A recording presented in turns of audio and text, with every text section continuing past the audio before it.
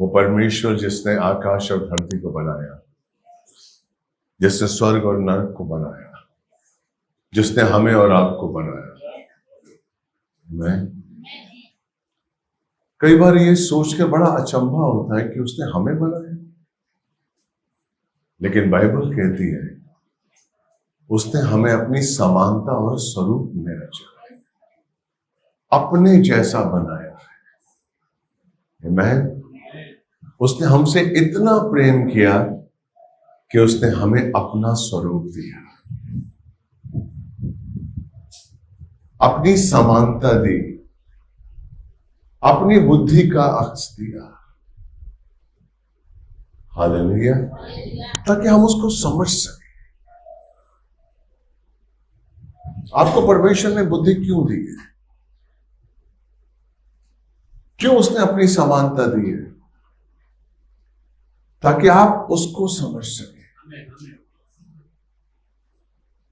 उसके प्रेम को समझ सकें, उसकी कृपा को समझ सकें, उसके अनुग्रह को समझ सकें, धरती पर अपने होने के अस्तित्व को समझ सकें कि मैं क्यों हूं यहां। लेकिन शैतान भरमाता है, जो बुद्धि परमेश्वर ने आपको दी है कि आप उसको जाने, आप उसी बुद्धि का उपयोग करते हैं संसार को जानने का। उसी बुद्धि का उपयोग करते हैं। परमेश्वर ने आपको दिए, तुम मुझे जानो, मेरे करीब आओ, मेरे बन जाओ, मैं तुम्हें क्या नहीं दूंगा, ये सृष्टि मैंने तुम्हारे लिए रची है। अगर आप बाइबल पढ़ें, उत्पत्ति की पुस्तक पहला और दूसरा अध्याय, तो उसने जीव जंतु, आकाश, धरती, सूरज, चांद, फल, फूल, पौधे, ये सब कुछ परमेश्वर ने आदम के लिए बनाया था और उसके बाद आदम को रचा और उससे कहा कि तुम इस पर प्रभुता करो।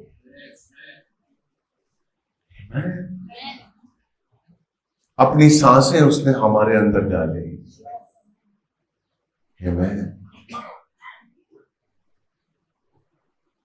लेकिन हम शैतान के भरमाए में आकर उस संसार को पाने के लिए दिन रात कोशिश करते हैं, जो कभी हमारा हो ही नहीं सकता, कभी नहीं हो सकता। आप थोड़ा सा पाएंगे, ज्यादा निकल जाएगा, फिर कोशिश करेंगे कुछ पाने की, फिर निकल जाएगा, नहीं प्राप्त कर सकते, क्योंकि संसार स्थिर नहीं है। आप हवा को कैद कर सकते, हवा को पकड़ सकते। संसार एक हवा की तरह है, जो आपको महसूस तो होता है, लेकिन आप उसे पकड़ नहीं सकते, अपने पास हमेशा के लिए नहीं रख सकते। सत्य परमेश्वर है। हालेलुया। इसलिए परमेश्वर ने अपने इकलौते पुत्र को धरती पर भेजा। यीशु मसीह मनुष्य का रूप लेके धरती पर आया, क्योंकि हम पापी हैं। हमारे अंदर क्या है, क्या था? पाप। और पाप परमेश्वर को नहीं पा सकता। आप उस अद्वितीय परमेश्वर को, जिसने संसार की रचना की है, उसको आप क्या समझते हैं कि पाप करने के बाद पालेंगे आप? नहीं, वो पवित्र है, वो महापवित्र है। इसलिए उसने यीशु को भेजा, धरती पर यीशु को भेजा, जिसने पाप नहीं किया था, जो आदमी और औरत के संबंध से पैदा नहीं हुआ। यीशु मसीह आदमी और औरत के संबंध से पैदा नहीं हुआ। हालेलुया।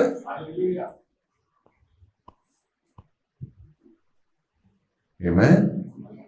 वो आदमी औरत के संबंध से पैदा नहीं हुआ। और क्यों पैदा हुआ? ताकि हमें शुद्ध कर सके। इसलिए उसने हमारे पापों को अपने ऊपर लिया। और जब हम विश्वास करते हैं यीशु मसीह के ऊपर, तो हम अपने पाप से शुद्ध हो जाते हैं। आमीन। सिर्फ विश्वास और कुछ नहीं है। एक रिश्ते को बनाने के लिए विश्वास जरूरी है। कोई भी रिश्ता, चाहे जमीनी रिश्ता हो चाहे स्वर्गीय रिश्ता हो, अगर आपका विश्वास मुकम्मल नहीं है, आप कुछ भी नहीं प्राप्त कर सकते, कुछ भी नहीं। Praise the Lord, hallelujah. हम परमेश्वर को बहुत, हम समझते हैं उसको पाना असंभव है, उसको पाना असंभव है, उसके करीब जाना असंभव है। जबकि परमेश्वर ने हमें मंदिर बनाया। उसने कहा तुम मेरे मंदिर हो और मैं तुम में वास करूंगा। मैं किसी इंसान के बनाए हुए मंदिर में वास नहीं करूंगा, लेकिन अपने बनाए हुए मंदिर में वास करूंगा। परमेश्वर ने हमें बनाया है। आप एक बात सोचिए मेरे भाई, आप जिंदगी में जो भी काम करते हैं उसका मकसद होता है कि नहीं होता है? होता है। आप यहां पर आए एक मकसद से, एक मकसद है कि नहीं? आप शादी करते हैं मकसद से, सर्विस करते हैं मकसद से, बिजनेस करते हैं मकसद से। आमीन। मकसद है ना। बेटा पैदा करते हैं मकसद से। आमीन। आप सोचिए परमेश्वर का मकसद क्या है? उसने हमको कठपुतली नहीं बनाया, उसने हमको हमारी इच्छा दी कि हम अपनी इच्छा के अनुसार उसे चुने। हालेलुया।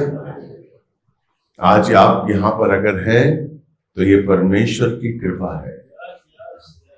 अगर आप ये समझते हैं कि हम अपनी इच्छा से आए हैं, आज हम अपनी इच्छा से यहां पर आए हैं, तो आप गलत सोचते हैं।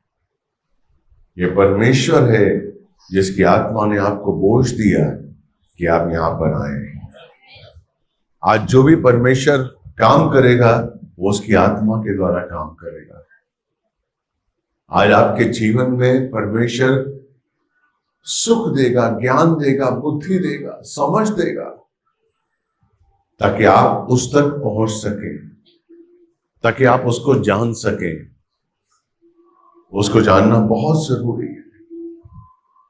अगर हम अपने जमीनी पिता को ना जाने तो क्या हम उसके संग रह सकते हैं? और अगर हम रह भी सकते हैं तो क्या हमारा संबंध उससे अच्छा होगा? नहीं। एक पिता पुत्र के रूप में रह रहे हैं, लेकिन वो सुकून नहीं है। क्यों? क्योंकि अब बेटा आपका जानता ही नहीं है, आपके मन को नहीं समझता है,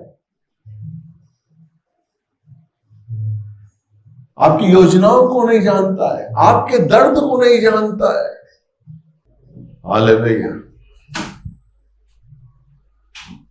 हालेलुया।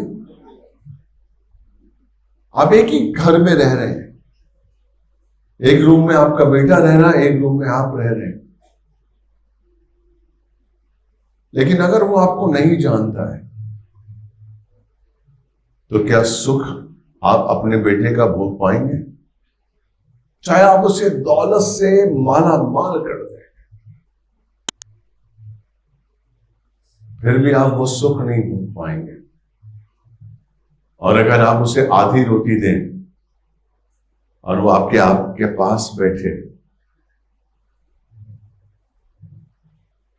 और आपसे कहे कि पापा आप बताइए आपको कब मेरी जरूरत पड़ेगी, मैं कब आपके काम आ सकता हूं, आप बताओ पापा।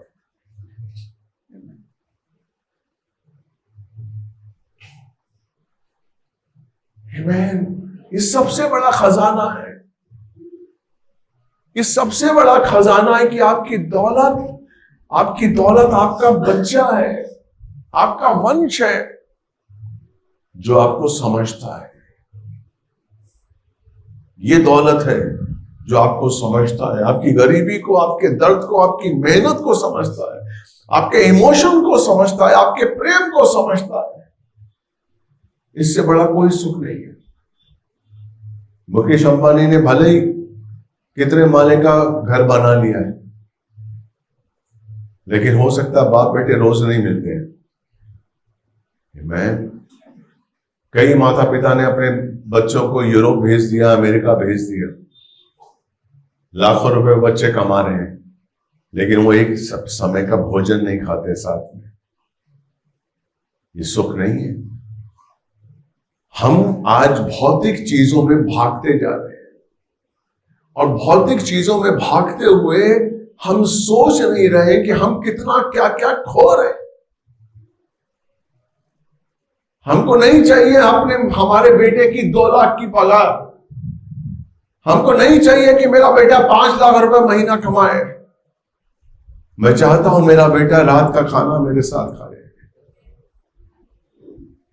आमीन। इससे बड़ा सुख कोई नहीं है। इसी सुख को देने के लिए परमेश्वर आपके मन को बदलता है।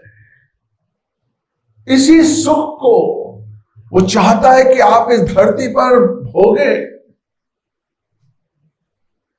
इस धरती पर रहते हुए आप एहसास करें, आप आशीष पाएं, आप उस सुख को भोगे। कौन आपके बीच में आता है? आपके और आपके बेटे के बीच में पाप। आपके और आपकी औलाद के बीच में कौन आ रहा है जो आपको सुख नहीं भोगने दे रहा? पाप। पाप क्या है? अहम, घमंड, स्वार्थ, लालच, व्यभिचार, संसार की ओर, संसार को पाने की इच्छा आपको परमेश्वर आपको अपनों से दूर कर देती है, और मिलता तब भी नहीं है। मिलता तब भी नहीं है। आजकल के बच्चे प्लान करते हैं, हम ये करेंगे, हम वो करेंगे। अरे जिस दिन आपने परमेश्वर को पा लिया ना मेरे भाई, सफलता आपको चूमेगी।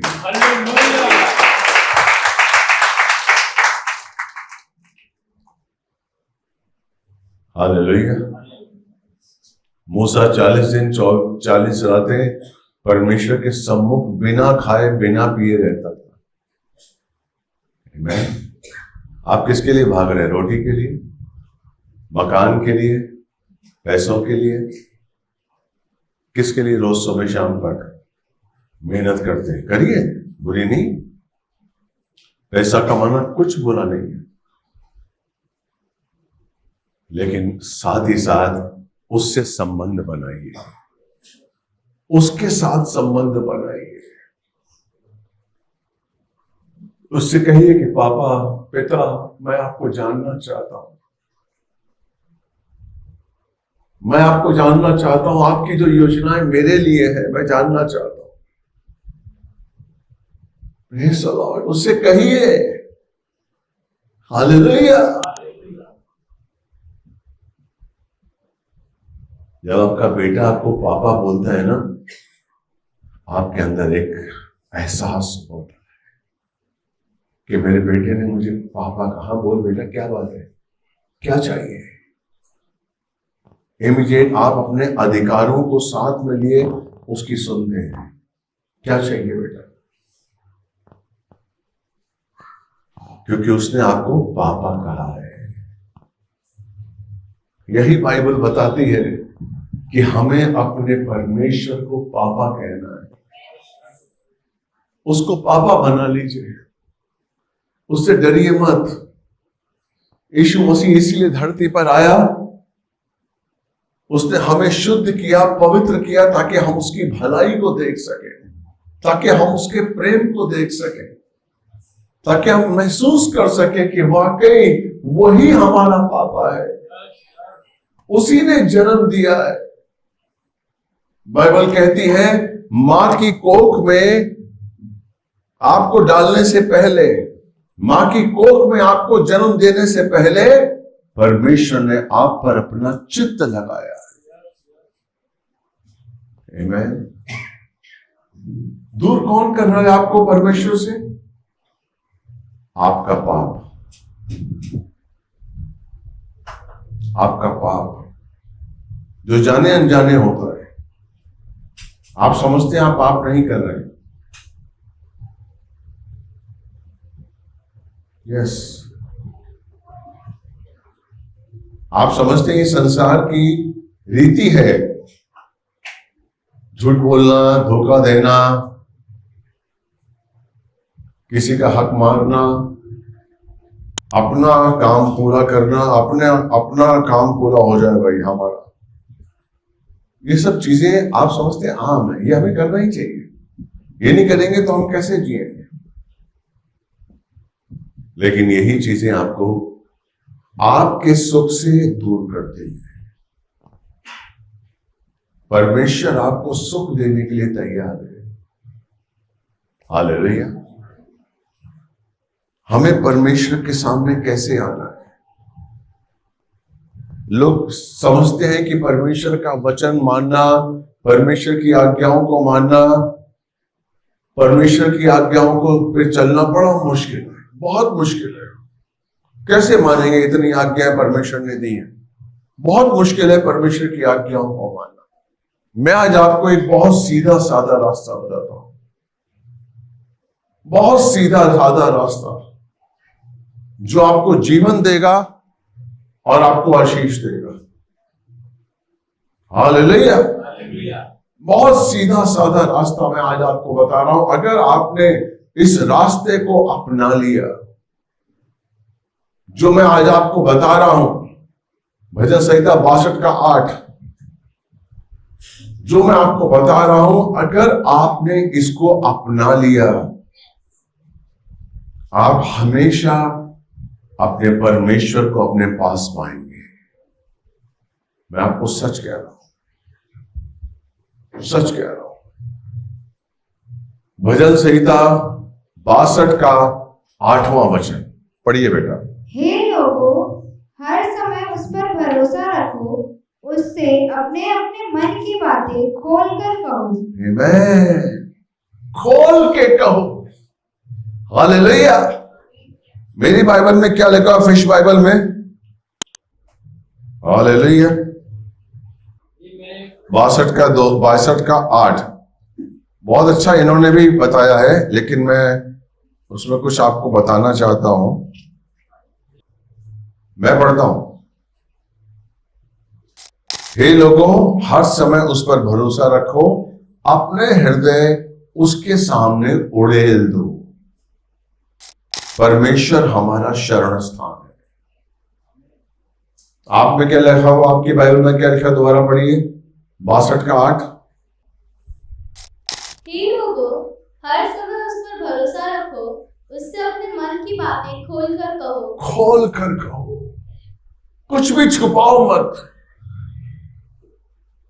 अपने हृदय को, अपने आप को उड़ेल दो उसके हृदय में।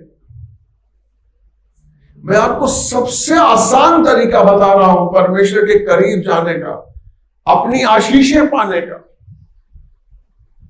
आप पूरे दिन में कई बार आप पाप करते हैं, कई बार आप झूठ बोलते हैं, कई बार आप गलत रास्ते पे चले जाते हैं, कई बार आपके मुंह से कुछ गलत निकल जाता है, कई चीजें आप गलत सुन लेते हैं, कई चीजें आप गलत देख लेते हैं, जो परमेश्वर की दृष्टि में गलत है।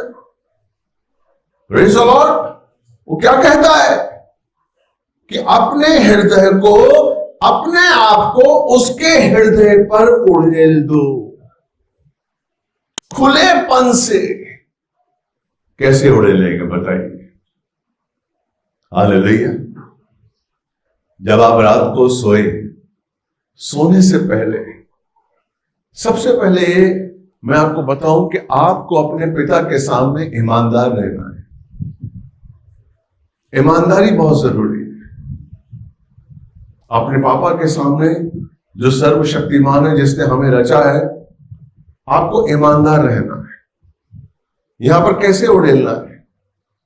आप रात को सोने से पहले अपने पापा से बात करिए, सर्वशक्तिमान से बात करिए। हालेलुया। और कहिए कि पापा, आज मुझसे गलती हुई, मैंने आज एक लड़की को गंदी निगाह से देखा है, पापा मुझे माफ करें। पापा, मैंने ना चाहते हुए भी एक गंदी गाली दी है किसी को। पापा, ना चाहते हुए भी मैंने गुस्सा किया है, आज मैंने ये किया है, ये किया है। अपने आप को उड़ेल दीजिए। हालेलुया। मैं आपको सच कह रहा हूं, अपने बुराइयों को, अपने अवगुणों को, अपने पाप को जैसे ही आप परमेश्वर के सामने ईमानदारी के संग उड़ेलेंगे, परमेश्वर आपके जीवन में काम करना शुरू कर देगा। दिल खोलिए। आपने वॉशिंग मशीन देखी है? वॉशिंग मशीन है ना? वॉशिंग मशीन क्या है?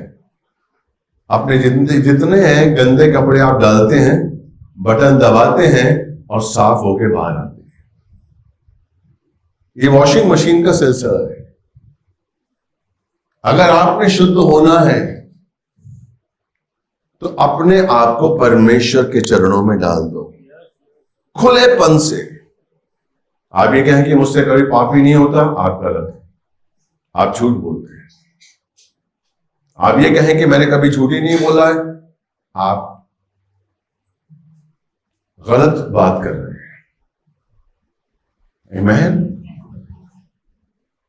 क्योंकि आपकी आदत हो गई है कि आपके मुंह से अनायास ही झूठ निकल पड़ता है।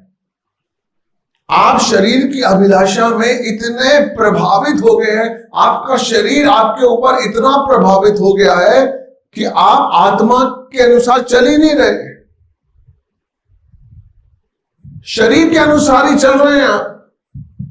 और शरीर के अनुसार चलने के साथ साथ आप पाप कर रहे हैं। इसलिए आपका संबंध परमेश्वर से नहीं हो पा रहा है। बीवी के सामने झूठ बोलते हुए आप बहुत ही निडर होते हैं। अरे बीवी है, झूठ बोल भी दिया तो क्या हुआ, बीवी तो है, क्या हुआ। लेकिन आप समझते हैं कि जब आप झूठ बोल रहे हैं अपनी पत्नी से, तो आपकी साक्षी कौन है? परमेश्वर। वो आपको देख रहा है। आप किसके विरुद्ध बात कर रहे हैं? आप अगर अपनी पत्नी से झूठ बोल रहे हैं और डर नहीं रहे हैं, तो आप अपने प्राण को नष्ट कर रहे हैं। Praise the Lord. Amen. आप समझते हैं तो मेरा नौकर है, 10,000 रुपए देता हूं, ये क्या कर, ये क्या कर, ये क्या कर। वो साहब आएंगे, उनको ये बोल देना मैं नहीं हूं, लेकिन साहब आप तो हैं, जो बोला है वो कर।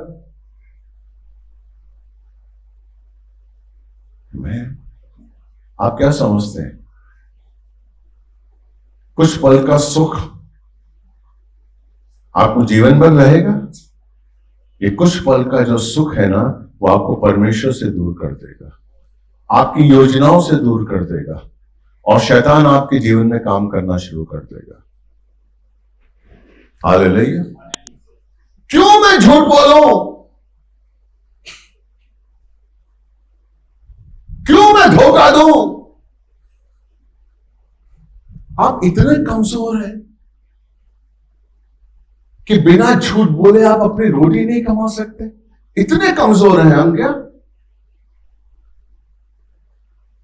क्या यीशु मसीह इसलिए मरा कि मैं गुलाम बन जाऊं अपने बॉस का, अपनी कंपनी का? परमेश्वर दूर है, परमेश्वर दूर कहीं बैठा हुआ है। मैं बॉस के अधीन हूं। कल इतने बजे परसों देते ये करना, ये बोलना, ये करना, ये करना। Okay sir, yes sir, yes sir, yes sir, yes sir. नीति वचन 28:13। जो अपने अपराध छिपाता है वह सफल नहीं होगा। आमीन। जो अपने अपराध छिपाता है वो सफल नहीं होगा। किससे? किससे छिपाता है? मैं आपसे पूछता हूं, किससे छुपाता है? बड़ा आसान है। परमेश्वर से छिपाने में क्या प्रॉब्लम है? बड़ा आसान है। हाँ, बॉस से नहीं छिपा सकते भाई, पकड़े जाएंगे। वो हमारा टीएल है, वो भी उससे भी नहीं छुपा सकते। No no no no. पापा, अरे परमेश्वर से क्या है, उससे छुपा सकते हैं, वो थोड़ी देख रहा है।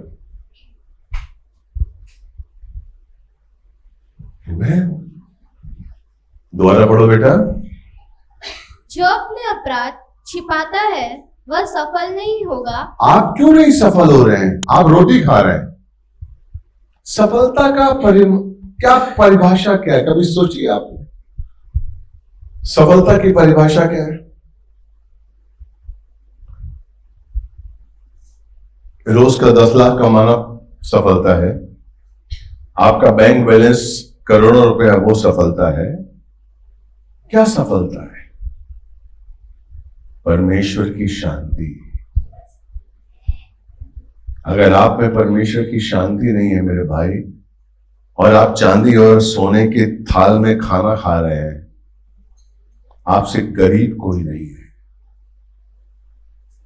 लाजर कोढ़ी, जिसके पास कुछ नहीं था, कुछ नहीं था, उसके पूरे शरीर में कोढ़ था, वो चल भी नहीं सकता था। उसके दोस्त उस पर रहम करते थे और उठाकर उसे धनी व्यक्ति की चौखट पर रख देते थे। कुछ नहीं था उसके पास, कुत्ते उसके जख्म को चाटते थे, लेकिन फिर भी लाजर उस धनी से धनी था।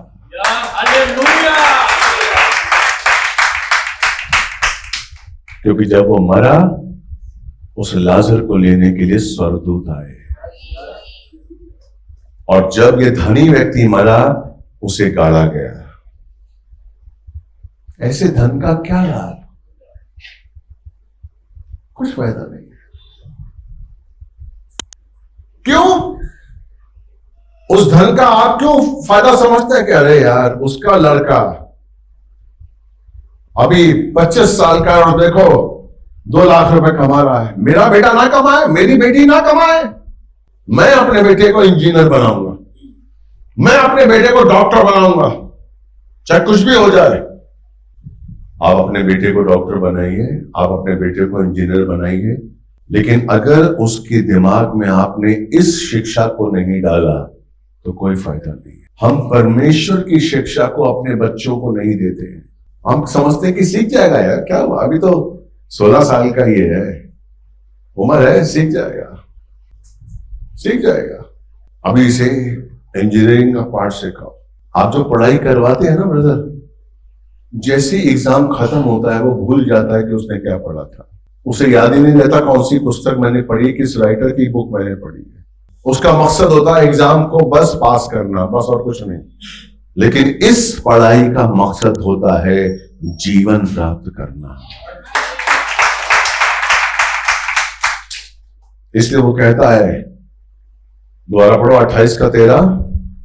जो अपने अपराध छिपाता है वह सफल नहीं होगा, परंतु जो उन्हें मानकर छोड़ देता है उस पर दया की जाएगी। आमीन। जो उसे मानकर छोड़ देता है उस पर दया की जाएगी। जब आप रात को सोने से पहले मानिए परमेश्वर के सामने, पापा आज मुझसे गलती हुई है, आज मैंने अपने से कमजोर व्यक्ति का फायदा उठाया है, प्लीज पापा आई एम सॉरी।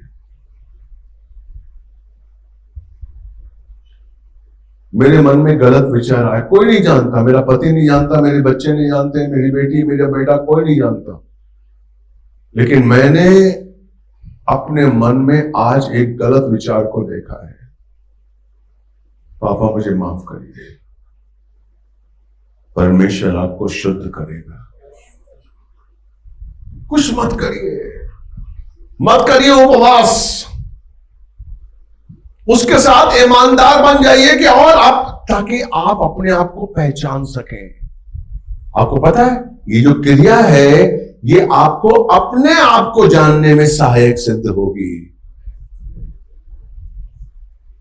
आमीन। आप खुद को जानने लगेंगे कि आप कहां पर हैं। यही तो परमेश्वर चाहता है। यही पिता चाहता है कि तू खुद को जान। जब तक तू खुद को नहीं जानेगा तब तक तू परमेश्वर को नहीं जान पाएगा। हम दुनिया को जानने की कोशिश करते हैं लेकिन खुद को ही नहीं जानते।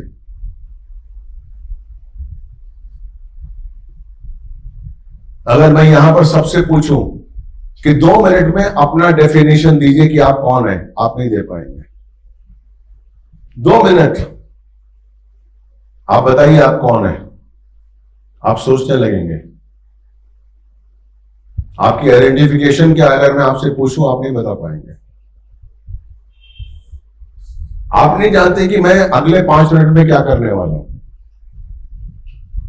आप नहीं जानते क्योंकि आप पर संसार का प्रभाव है। आप संसार के प्रभाव से चल रहे हैं। हालेलुया। अपनी आत्मा के प्रभाव से नहीं चल रहे हैं आप। इसलिए जो भी आपको प्रभावित कर रहा है उसी की हवा में आप चले जाते हैं, वही काम करने लग जाते हैं आप। जो चीज आपको प्रभावित करती है आप समझते हैं ये सही है यार, 10 लोग कर रहे हैं इसका मतलब ये सही है, 100 लोग कर रहे हैं इसका मतलब ये सही है, हाँ मैं भी करूंगा, मैं भी मेरा बेटा भी करेगा। अरे हो सकता है वो 100 लोग गलत काम कर रहे हैं।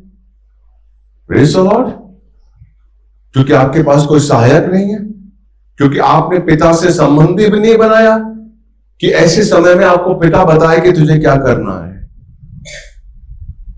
परमेश्वर बताने के लिए तैयार है कि तुझे कहां जाना है, राइट जाना है कि लेफ्ट जाना है, लेकिन आपने संबंध ही नहीं बनाया अपने पिता से कि वो आपको बताए कि आपको कहां जाना है।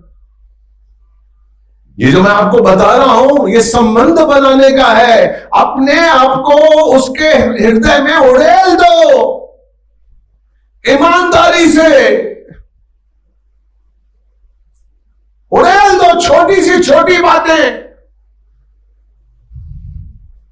छोटी सी छोटी बातें। प्रभु मैं आज सब्जी लेने के लिए गई थी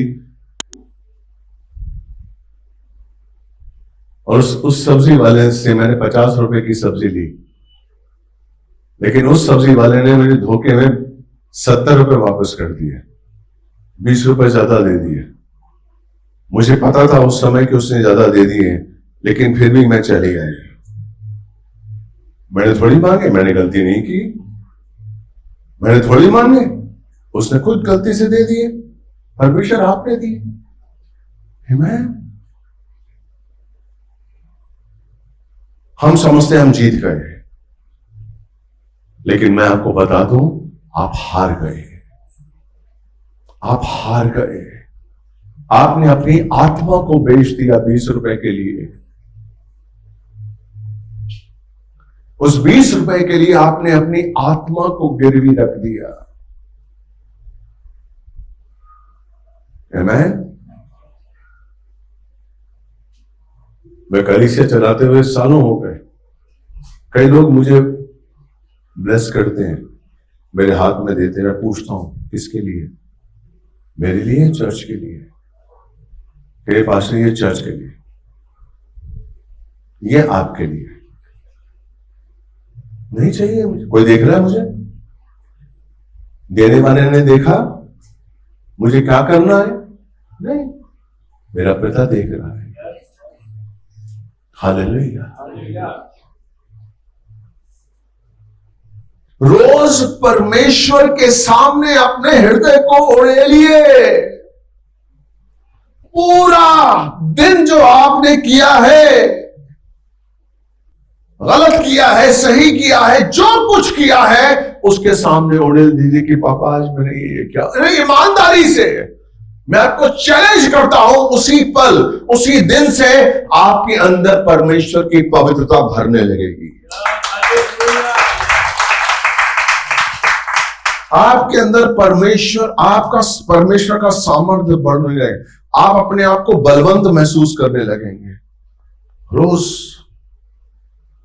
रोज मैं आपको बता रहा हूं, भजन संहिता 19:12। हालेलुया। अपनी भूल चूक को कौन समझ सकता है? मेरे गुप्त पापों को क्षमा कर दे। आमीन। वचन क्या कह रहा है भजनकार? कि अपनी भूल चूक को कौन समझ सकता है? मैं नहीं समझ सकता हूं। आज मैंने दिन भर क्या किया, हो सकता है कुछ उसमें अच्छे काम किए, कुछ बुरे काम किए। मैं अपना न्याय नहीं करता, मैं अपनी भूल चूक को नहीं समझ सकता, मैं अपना न्याय नहीं कर सकता। आप अपना न्याय नहीं कर सकते। Praise the Lord. मैं आईने के सामने खड़ा हो जाऊं कि नहीं साहब मैं सच्चा हूं। पौलुस कहता है मैं अपना न्याय नहीं कर सकता, मेरा न्याय करने वाला परमेश्वर है। आमीन। इसलिए वो कहता है कि अपनी भूल चूक को कौन समझ सकता है? हो सकता है जिसे आप अच्छा समझ रहे हैं वो आपकी भूल हो। हेलो, आमीन, हालेलुया। कई चीजें हो सकती हैं आपके लिए भलाई की हो और वही चीजें सामने वाले के लिए बुराई की हो। आमीन, हालेलुया। बुराई की हो तो की तो है, बुराई तो हुई है। Praise the Lord.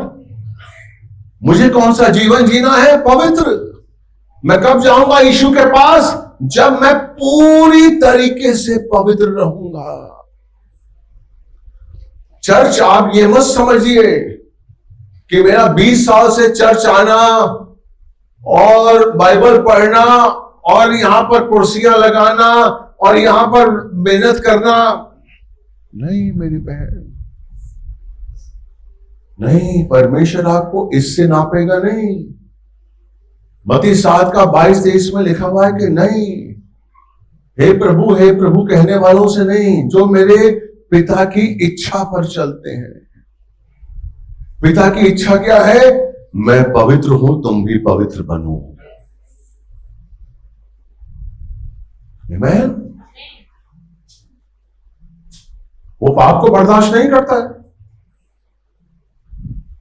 आदम ने पाप किया, पूरी अदन की वाटिका उसने 6 दिन में सजाई। 6 दिन यानी कि 6000 साल भी कहते हैं। पहला पत्रस में अगर आप पढ़ेंगे आप 4:17 में, तो यानी कि इतने साल लगाया उसने उस अदन की वाटिका को बनाने के लिए कि मैं एक आदम को, जिसको मैं अपनी समानता, अपने स्वरूप में लाऊंगा, उसको इस अदन की वाटिका में रखूंगा।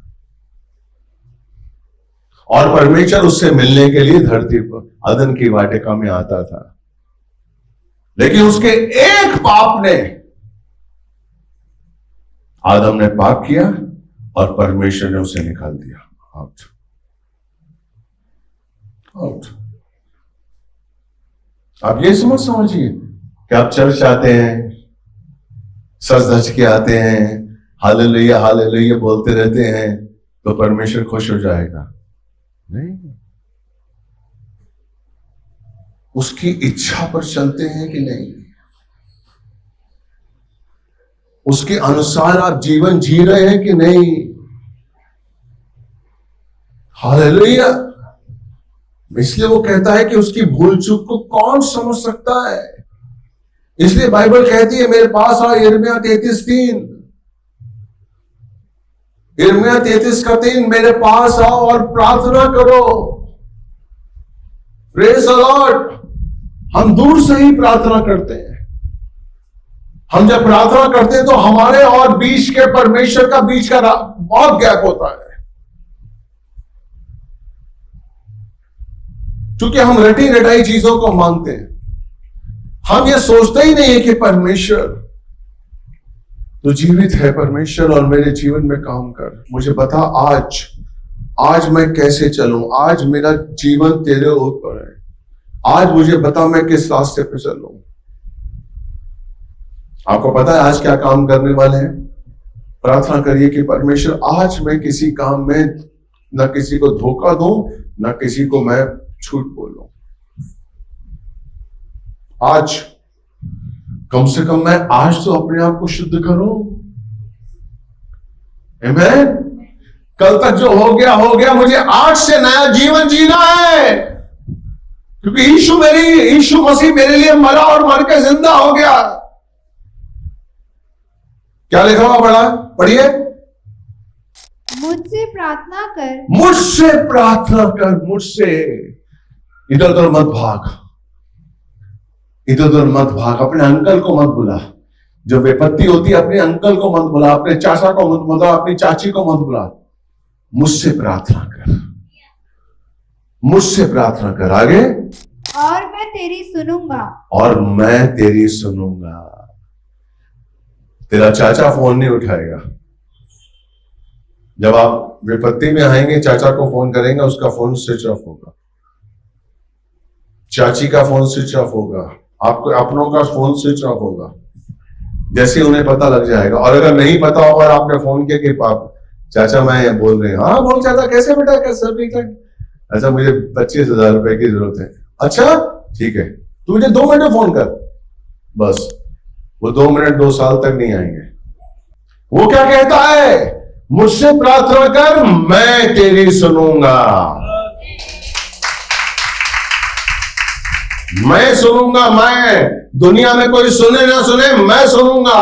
मैं सर्वशक्तिमान परमेश्वर कहता हूं, वादा करता हूं, तुम मेरे पास मुझसे प्रार्थना कर, मैं तेरी सुनूंगा। आगे, मैं तुझे बड़ी बड़ी और गुड़ बातें बताऊंगा जिन्हें तू नहीं जानता। मैं तुझे बड़ी बड़ी और कठिन बातें बताऊंगा जो तेरे लिए कठिन है, तूने नहीं जानता, लेकिन मैं बताऊंगा तुझे, क्योंकि तेरा भविष्यवक्ता मैं हूं, तेरा भविष्य बनाने वाला मैं हूं, तुझे जीवन देने वाला मैं हूं, तुझे अपने पास बुलाने के लिए अपने इकलौते पुत्र को धरती पर भेजने वाला मैं हूं, मैं हूं। मैं तुझे वो बातें बताऊंगा जिन्हें तू नहीं जानता, जो तेरे लिए बहुत कठिन है। हम अभी तक अपने छोटी सी दुनिया में ही खुश हैं। बस 20-25 हजार रुपए यहां से आ जाए, 30-40 हजार मकान का किराया निकल जाए, ये निकल जाए, उसी में हम संतुष्ट हैं। आमीन। उसी में संतुष्ट हैं। यहोशू 1:8 निकालिए, यहोशू 1:8 जल्दी निकालिए और जल्दी पढ़िए। व्यवस्था की यह पुस्तक तेरे मुंह से कभी दूर न हो, हाँ, परंतु इस पर दिन रात ध्यान करते रहना, हाँ, जिससे तू उसमें लिखी हुई बातों के अनुसार आचरण करने के लिए सावधान रह सके। दिन रात इस व्यवस्था की पुस्तक पर मनन करना, दिन रात, दिन रात। आगे बढ़ो।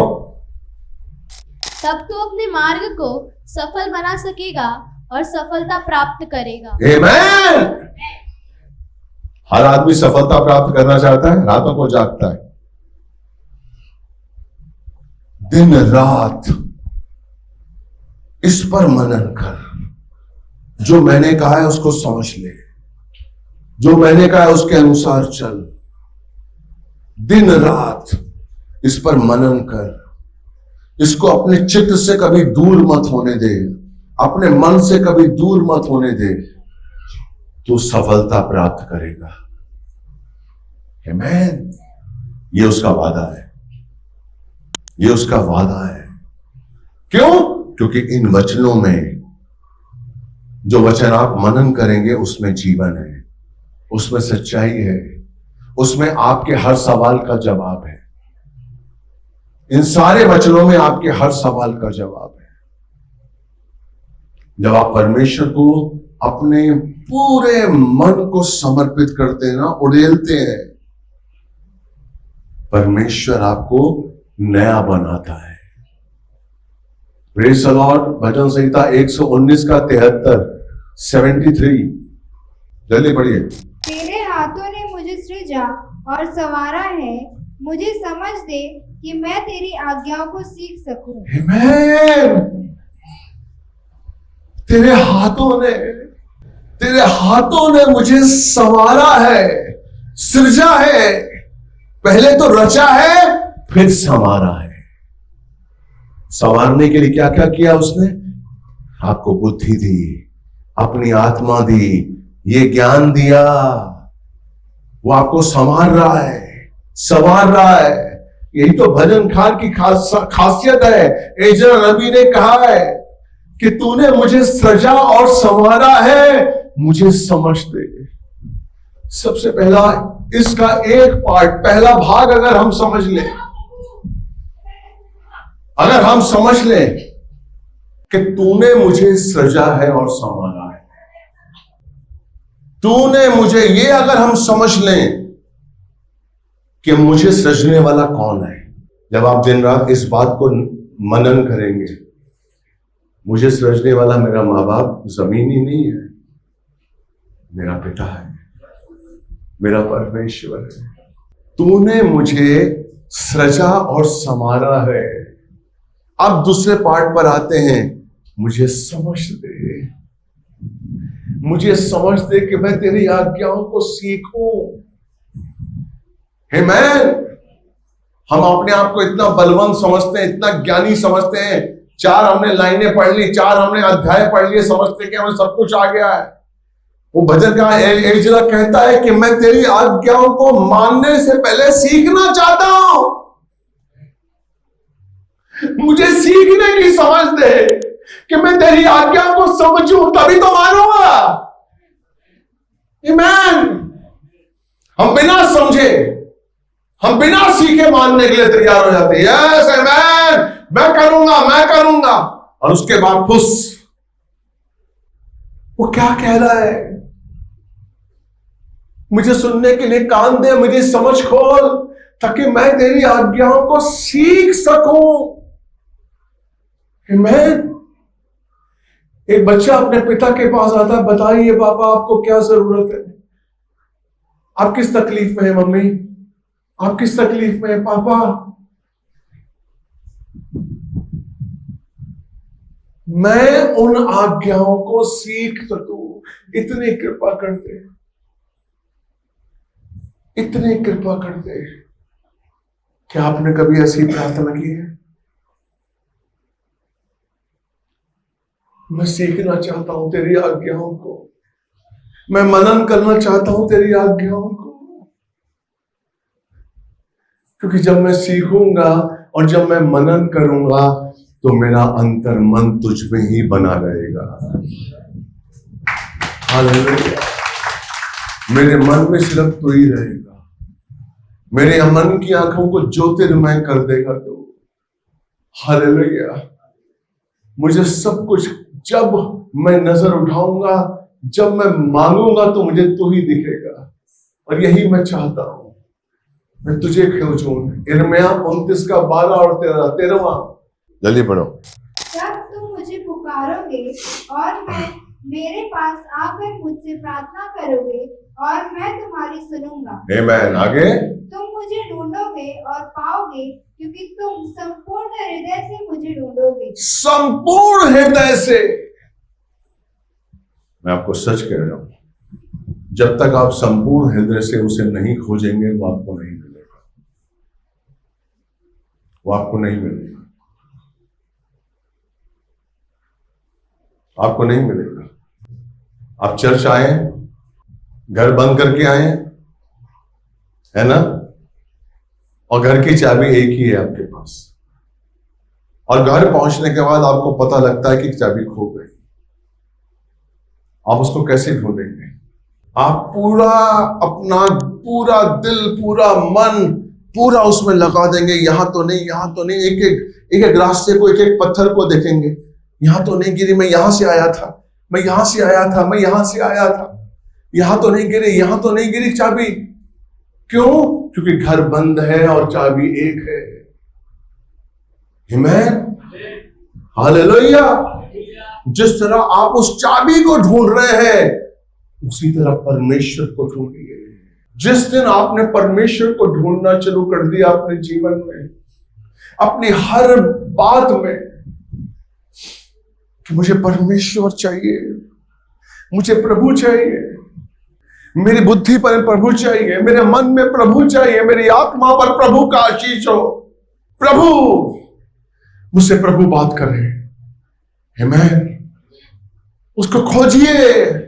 जब तक आप संपूर्ण मन से उसे नहीं ढूंढेंगे, वो नहीं मिलेगा आपको। आसान नहीं है। और वो कहता है मैं मिलूंगा, क्योंकि तुम मुझे संपूर्ण हृदय से ढूंढोगे। हालेलुया, आमीन। वो जो सबसे बहुमूल्य है, आपके घर की चाबी से, आपके बटुए से, आपके आधार कार्ड से, आपके पहचान पत्र से, आपकी डिग्री से, जो सबसे ज्यादा महत्वपूर्ण है, उसके बिना आपकी एंट्री वहां नहीं है। उसको हमें ढूंढना है, और वो चाहता है कि ढूंढे मेरा बच्चा। इसलिए रोज अपने आप को उड़ेलिए, उससे बातें करिए, उससे संबंध बनाइए। जो गलत किया है उसे बताइए, जो सही किया उसे बताइए, उसे कहिए। आहिस्ता आहिस्ता आपका अंदरूनी मनुष्यत्व बलवंत होता जाएगा।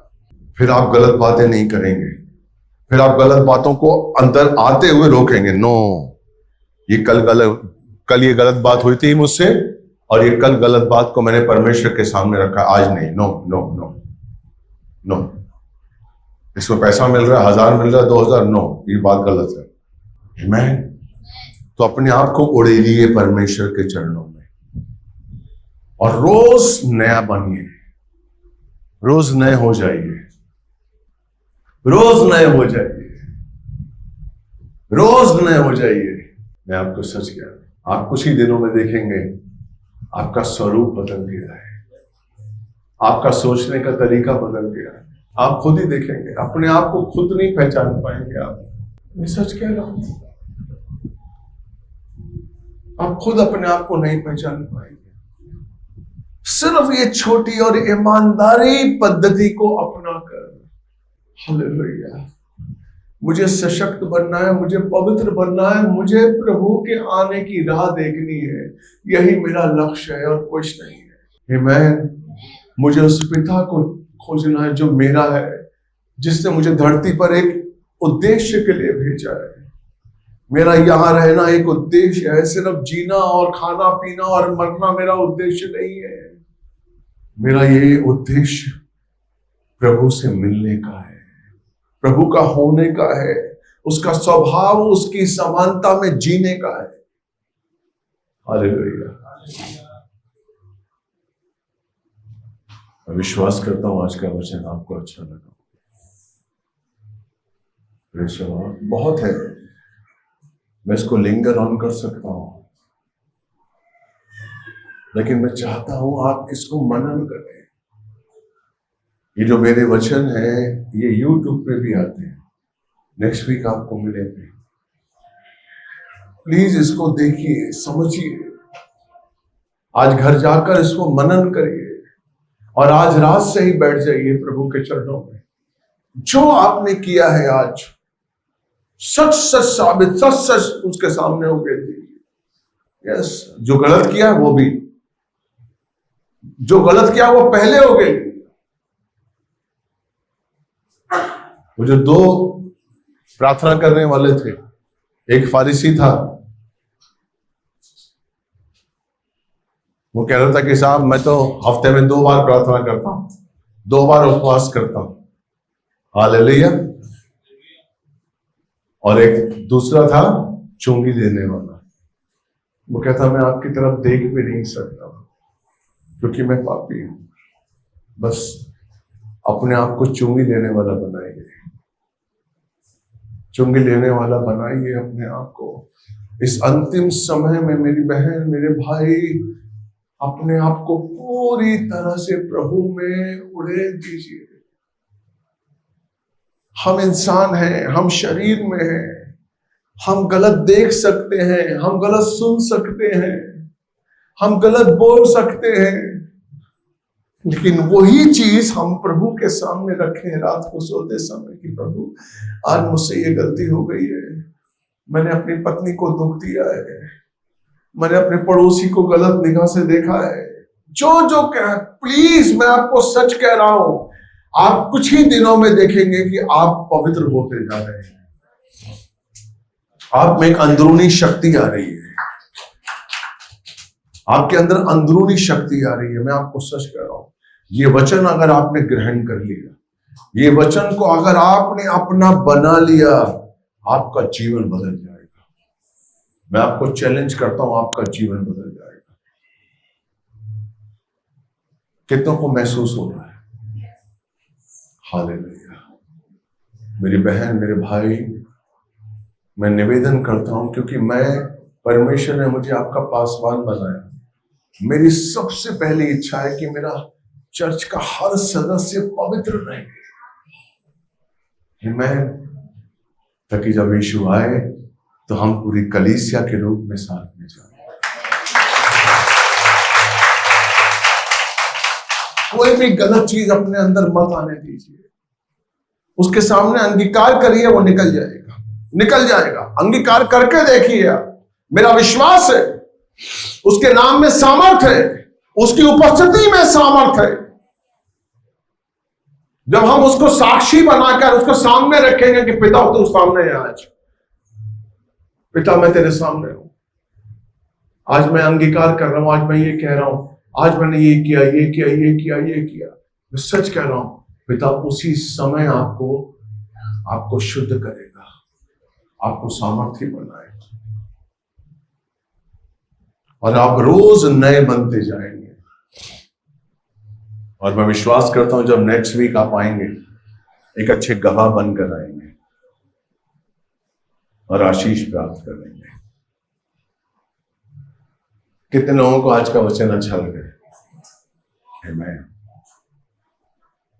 अगर आपको अच्छा लगा, जोर से उसकी महिमा करिए। बोलिए यीशु मसीह की जय। उसको बोलिए धन्यवाद यीशु,